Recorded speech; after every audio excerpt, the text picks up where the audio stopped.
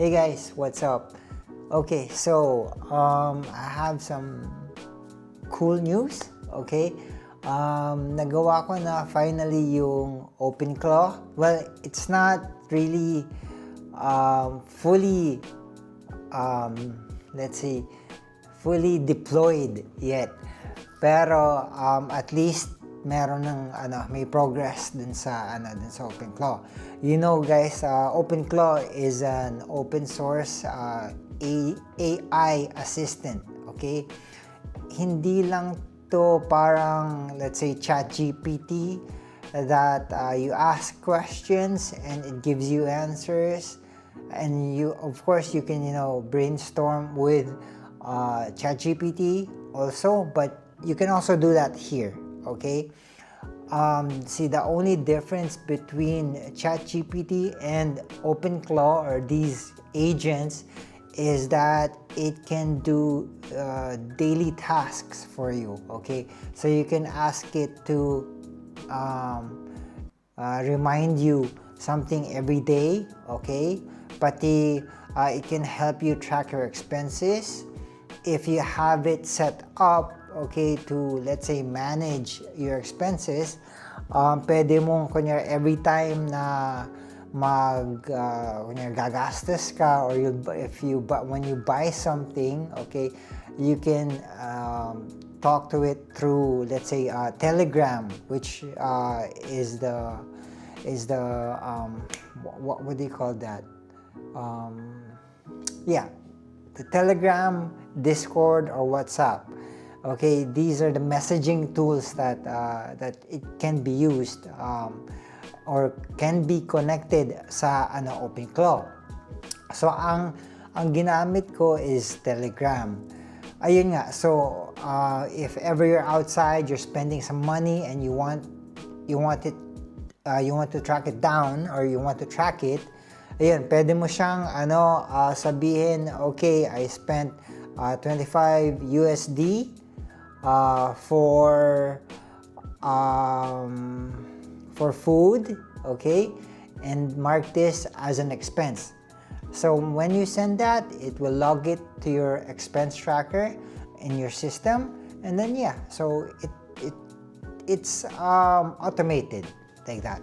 And also another thing kaya ko to install is because I want it to send me, okay, stock news, the latest stock news, yung mga latest happenings in the stock market every morning. Okay, so it can parang pwede niyang i-summarize yung mga okay, sorry, naubos yung yung memory card. Okay, naubos yung memory card ko.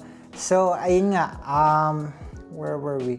Yun, so my main goal, okay, why I installed this and I installed this sa system ko is so that every morning it can summarize lahat na nangyayari sa stock market, okay, overall. So it can give me, let's say, the 3 latest news in the stock market. Okay, so yun nga, pwede niya yung gawin every day, and at a specific time I tell it to send me. So yun, so parang meron kang sariling assistant. Okay, and also I mean you can you can have several assistant actually. Ngayon meron lang ako isa. So maybe I will scale it up sometime soon. Once I get used to this system. Ayun nga, so it's exciting because I tested these jobs, okay, for it to do, and it did it quite well. Okay, so I'll let you know like one of the things I did. Anyway, okay, before that, okay, I'll tell you one thing. I'll be honest. I'll be very, very honest with you guys. Installing OpenClaw is tough. Okay, it's really, really hard. Okay, I think for me, I mean, I'm not a programmer, but yeah, I found it really, really hard.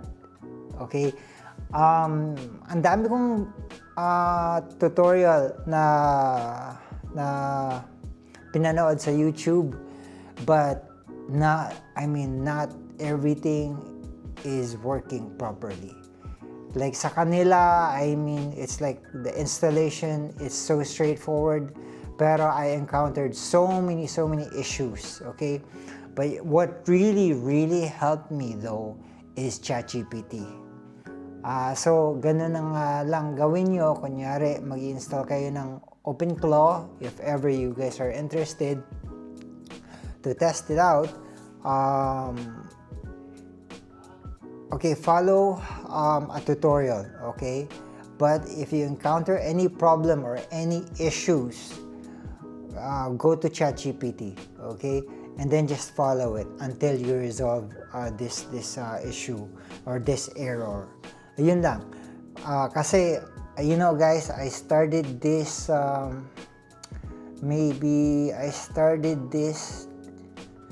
probably Saturday evening I started this, and then nothing worked. Okay, so Sunday, ayun nga, tinira ko ulit most of the day, and wala pa din nangyayari.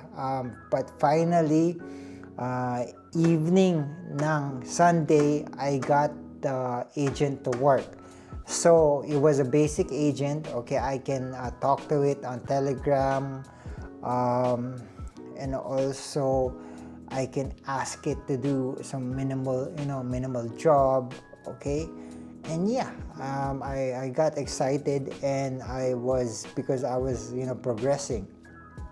Pero of course, it shouldn't stop there kasi parang ChatGPT lang yung nangyayari eh.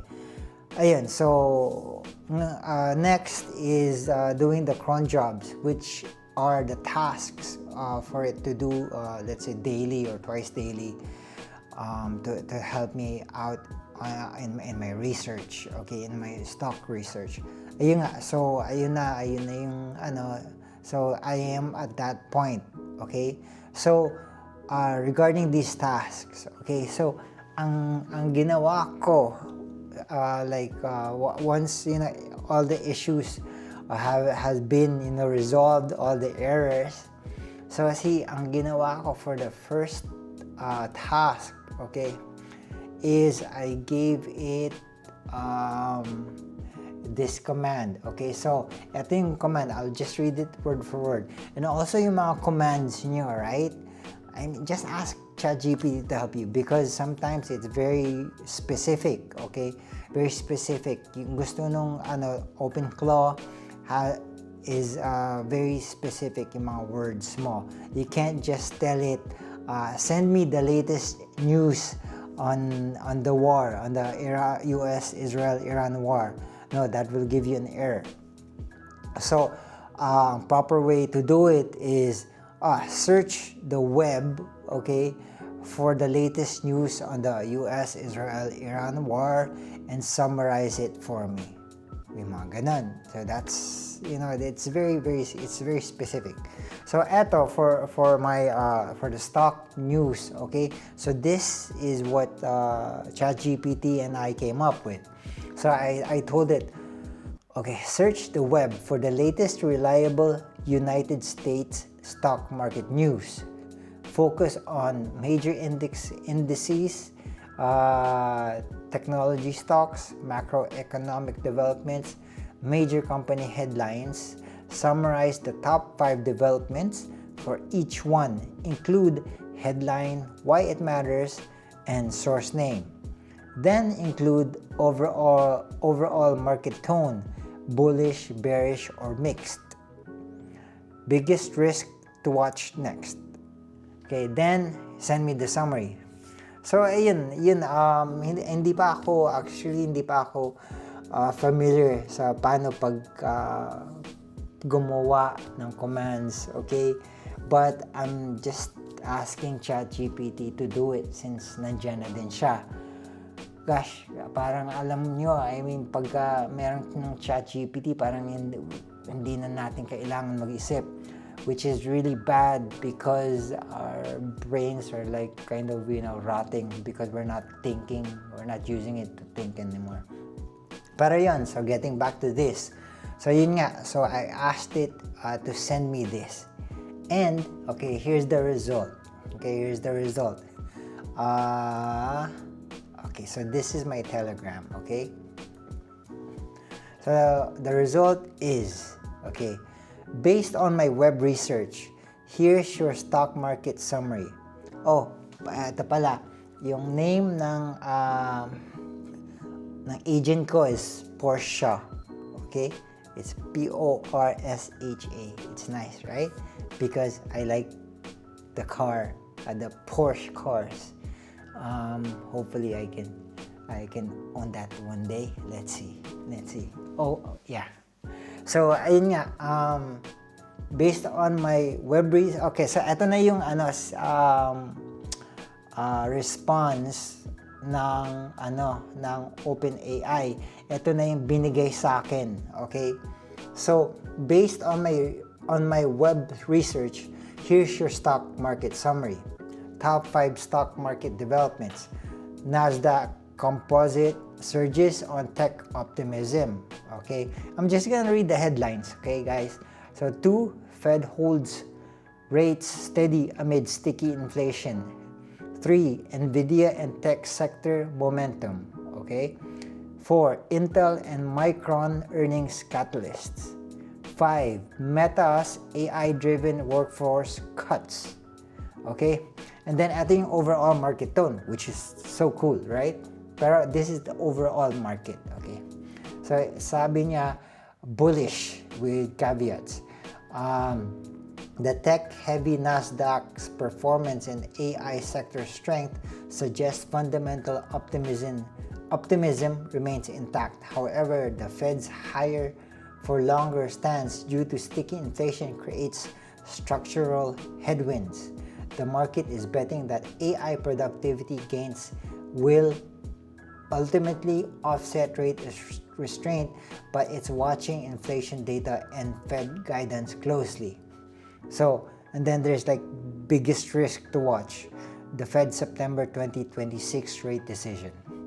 So yun, summary prepared for delivery as plain text ready to send.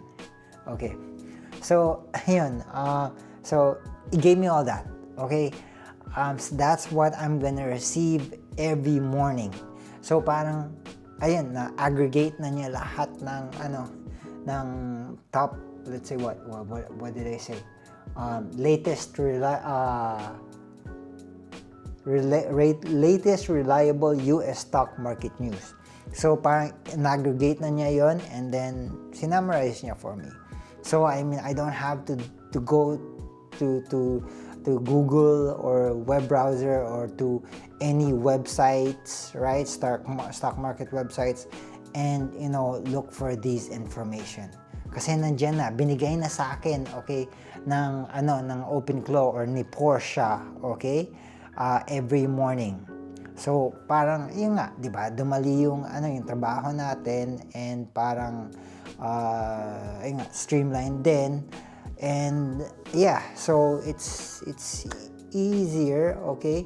And also alam na natin what to watch out for in that instance na binigay sa atin yung latest news. So I mean, it doesn't stop there, right? It doesn't stop there. You can ask it to do more things for you, okay? Pero ngayon, this is what I need. Okay, ito yung mga stock market watch na kailangan ko. Maybe next time I'll ask it to do more things, okay? But for now, this is very, very useful to me, okay? And I mean, okay, yung summary niya is sometimes medyo it's using very, complex words. So, pwede mo din siya i-command na, okay, use simple words and maybe get straight to the point. Use maybe 15 to 20 words only. So, yun nga. So, para alam mo lang, para you get the gist, you get the main point of the news right away. Ayun. So, it's cool. Now, I can, wake up each morning and read all these news. Yun lang guys. It's cool. I'm liking it, apart from the setup nightmare. Parang magagamit ko siya. I think magagamit ko siya. And next para baka gawin ko yung expense tracker ko, pero I mean that's not that important, okay, but it's like a new project. And that's it guys. So I have my agent helper now to track the stock market news. That is too cool. And okay, so guys, thank you for watching. And also, please, if you have any questions about OpenClaw or the setup, I mean, I'll try to answer your questions. But I'm not an expert in it. Hindi pa ako expert sa mainly sa setup kasi I mean talagang nakailang install ako ng OpenClaw and LLM, which is the large language model. Ayun yung parang ChatGPT, Gemini, yung mga ganun. And also guys, what's cool about OpenClaw is that it's for free. I mean, if you install it locally in your PC, it's for free. You don't need to pay anything except maybe for your electricity. If you will run the agent 24/7, then yung your computer nyo needs to be turned on. Yun lang guys. Okay, so naubos na naman yung SD card ko, yung storage. But I think that's it guys. Thank you guys for watching, and I'll give you another update on the next video.